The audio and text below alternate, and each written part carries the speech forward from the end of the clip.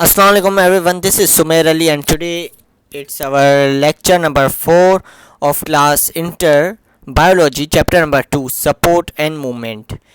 तो आज हमारे पास जो है लेक्चर नंबर 4 है जिसका नाम है जॉइंट्स।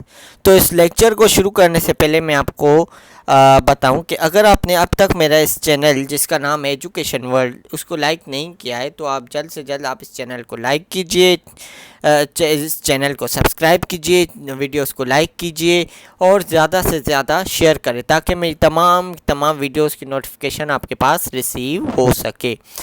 तो आइए now we are gonna to started.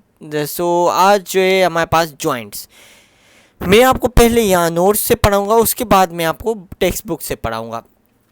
Definition, ये दो डेफिनेशन है। अ पॉइंट वेयर टू और more bones are connected with each other called joints. एक ऐसी पॉइंट ऑफ अटैचमेंट भी आप कह सकते हो।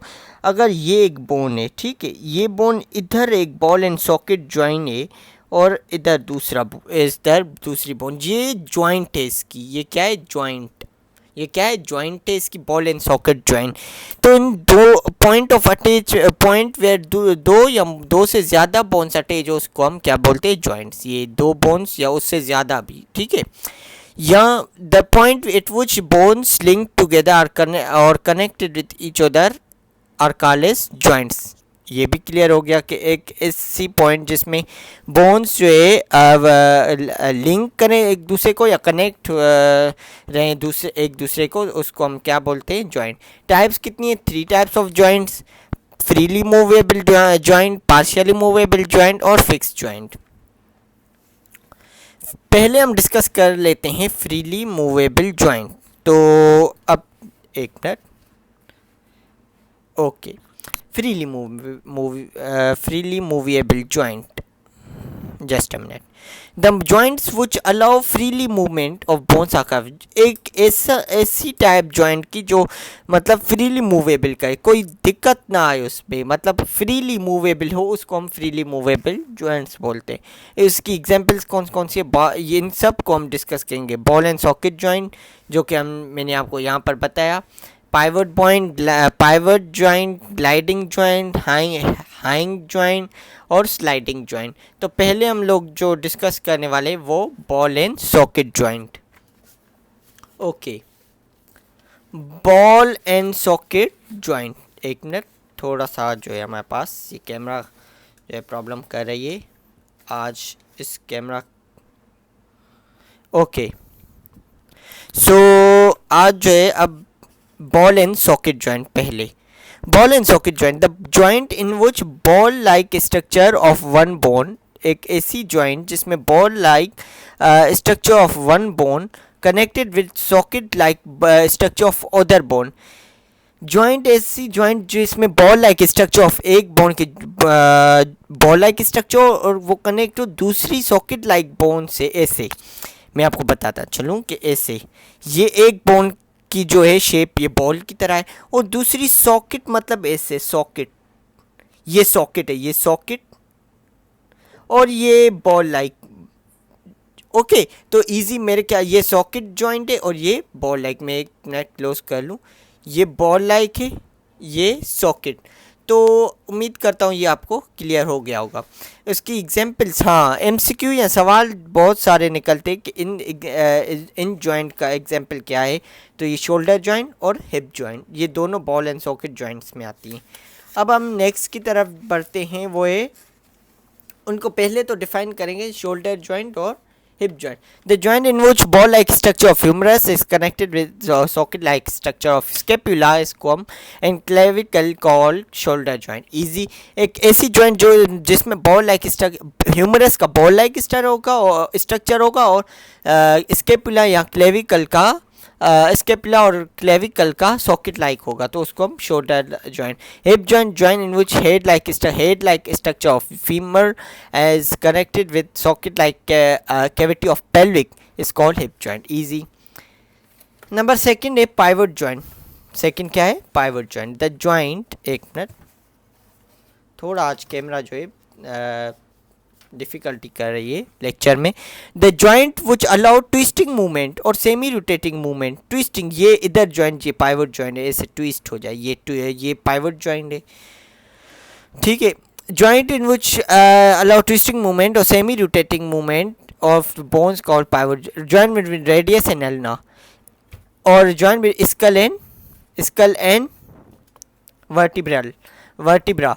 स्कल हमारा ऐसे ऐसे लेफ्ट राइट, ऐसे लेफ्ट राइट होता है, इसमें क्या है, पाइवट जॉइंट है, ओके। थर्ड है gliding joint. Joint will allow and to and fro motion का gliding. To and fro motion जैसे ऐसे पेंडुलम में ऐसे होता है ना, पेंडुलम ऐसे सपोज के ऐसे भी मूवमेंट हो, ऐसे भी मूवमेंट हो, उसको हम ग्लाइडिंग जॉइंट बोलते हैं। Joint between vertebra. Hinge joint, ऐसी जॉइंट जो कि मुख्तलिफ हो, to which move similar to door attach by hinge called hinge joint. The joint in which bone can move similar to door attach by hinge joint. एक example, जैसे door attach होता है, ऐसे हम खोलते हैं, ऐसे बंद करते, ऐसे ही मुख्तलिफ, ऐसे ही मतलब कोई एक मतलब ऐसी बोन जो हम डोर खोलते हैं ना, ऐसे खोलते, ऐसे डोर को ओपन करते और ऐसे ओपन करते, ऐसे क्लोज करते, ऐसी हैंग जॉइंट भी ऐसे ही काम करता है। तो इसकी एग्जांपल से एल्बो और knee joint, okay. Sliding joints क्या है, okay. Sliding joint last, sliding जिसमें bones can slide over each other, उसको रिस्ट और एंकल जॉइंट, ओके। और दूसरा है अब पार्शियली मूवमेंट। पार्शियली तो मतलब आपको समझ गए होगे कि joint which allow partial movement of bone, partially move करे उसको हम पार्शियली मूवेबल जॉइंट बोलते हैं।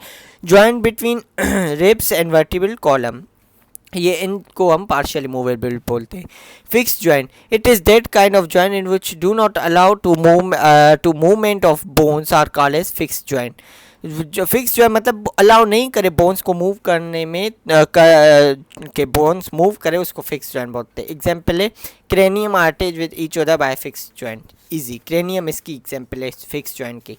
अब हमारे पास जो है, मैं आपको ये यहाँ पर भी वही मटेरियल लिखा हुआ है, हमारे टेक्स्ट बुक में कंप्लीट वही लिखा हुआ है, जस्ट मैं आपको ये बताता हूँ एग्जाम्पल डायग्राम्स में। फिक्स और मूवेबल जॉइंट, ये जो है ये फिक्स जॉइंट, यहाँ पर फिक्स जॉइंट, यहाँ पर फिक्स जॉइंट, यहाँ पर फिक्स जॉइंट, यहाँ hinge joint and pivot joint, ये क्रेनियम है पूरा, और ये एल्बो है हमारे पास। Hinge joint and pivot joint इसमें है, और ये डायग्राम्स भी आती है कि इनमें कौन कौन से, ये आप याद रखिएगा। ये इसमें ग्लाइडिंग जॉइंट है, और ये हिप जॉइंट है, बॉल एंड सॉकेट जॉइंट। यहाँ पर ये बॉल है और ये सॉकेट है, ओके। अब ये तो हो गया। अब हमारे पास जो है हम आते हैं डिफॉर्मिटीज़ ऑफ स्केलेटन के, कौन कौन सी एबनॉर्मलिटीज़ है।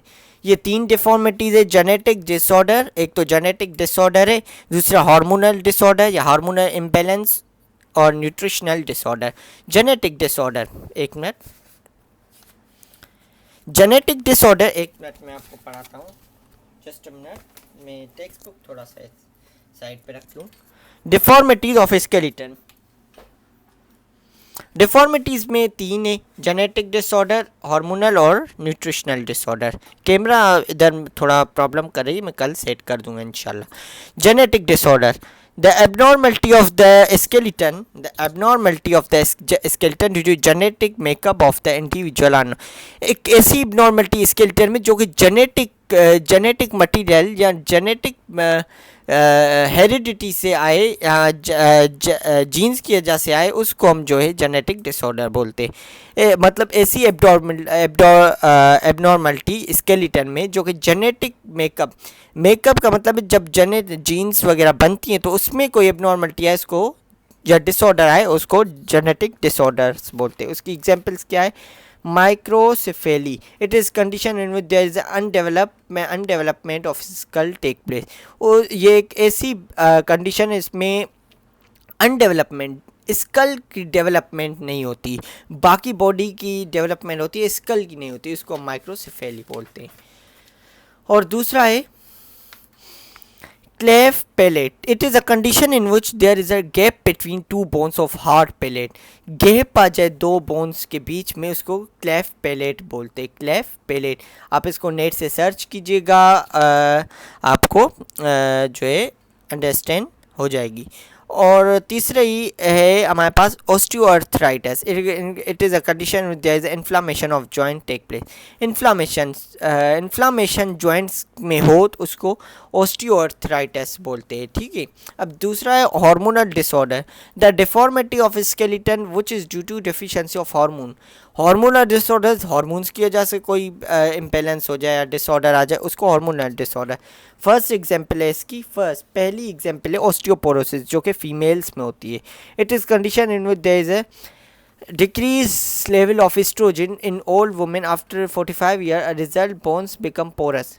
अब वुमेन जब, या तो ये एज मैं आपको बताऊं, या तो वुमेन या तो 45 एज की होगी या 50 इयर्स की, तो उनके बीच में जो है का इसकी ये ऑस्टियोपोरोसिस का प्रोसेस शुरू हो जाएगा। ओके, एस्ट्रोजन लेवल क्योंकि डिक्रीज होगी, bones become porous and weak, bones टक टक आवाज़ करेगी और वीक हो जाएगी, which are more prone to fracture भी हो सकता है। The mostly affected bones are head and femur, pelvis, vertebra, ये एग्जांपल्स है। अब इसकी जैसे आप बोलो कि इसका प्रिकॉशंस क्या है, मतलब ये हम कैसे इसका इलाज कर सकते हैं, तो उसको बहुत सारे वेज है जो कि आपको MBBS में या मेडिकल के जो है उसमें आपको बताएंगे।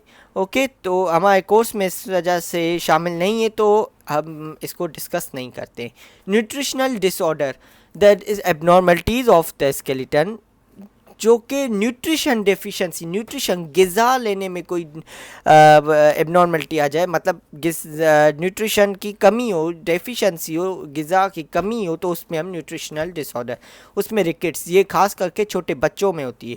This disease commonly due to deficiency, childrens में होती है vitamin D and calcium. As a result bones becomes soft and bowing to become soft and bowing to of legs stay, bowing of legs। अब बच्चों में क्या होता है, rickets की वजह से हम क्या करते हैं, बच्चों को विटामिन डी कैसे, हम सनलाइट से, सोर्स से, सन से, अल्ट्रावायलेट रेज उसमें ज़्यादा, उसमें रेज जब जाएंगी तो कोलेस्ट्रॉल का जो लेवल है, ये कोलेस्ट्रॉल का लेवल क्या डिक्रीज कर देगी और बोन्स को स्ट्रॉन्ग करेगी। बोइंग, अब रिकेट्स में क्या, एक अगर ये जो है ये क्या है, किड है, अब सपोज के तौर पर ये किड है, तो उसमें क्या होगा इसका, ये एक बोन्स ऐसे, ये बोन्स ऐसे हो जाएगी, एक भी बोन्स, ये बोइंग ऑफ बोन्स है, बोन्स ऑफ लेग्स, या एक हो जाएगी या दोनों भी हो सकती हैं, बोइंग ऑफ लेग्स। तो इस वजह से हम ट्रीटमेंट क्या देते हैं, it is treated by providing calcium and vitamin D is achieve by the ultraviolet rays, जो कि मैंने आपको बताया, sunlight which convert cholesterol into vitamin D, cholesterol को कम करती है और विटामिन डी को प्रोड्यूस करती है। ओके, तो स्टूडेंट्स आज हमने जो है डिस्कस किया है lecture number 4 joints. O yes, sorry for that, I was missing that we have to discuss from the book. So right now we are gonna to discuss it from the textbook, deformities of skeleton। Deformities क्या, ये वही चीज़ें लिखी हुई हैं कि hormonal disorder क्या, इस वजह से पोरस ऑस्टियोपोरोसिस, इसका ये MCQs भी आ सकता है। जेनेटिक डिसऑर्डर्स, ये एग्जांपल लिख के कौन किस में आती, जेनेटिक डिसऑर्डर्स में, ये ऑस्टियोपोरोसिस, हार्मोनल, ये वाली चीज़ें सब के सब, रिकेट्स, ये तमाम चीज़ें मैंने आपको इधर से मैंने डिस्कस करवा दी हैं। अब हम जो है नेक्स्ट टॉपिक में स्केलेटन डिजीज़ पढ़ेंगे इंशाल्लाह। तो वीडियो को लाइक कीजिएगा, चैनल को सब्सक्राइब कीजिएगा। थैंक यू वेरी मच, अल्लाह हाफिज़।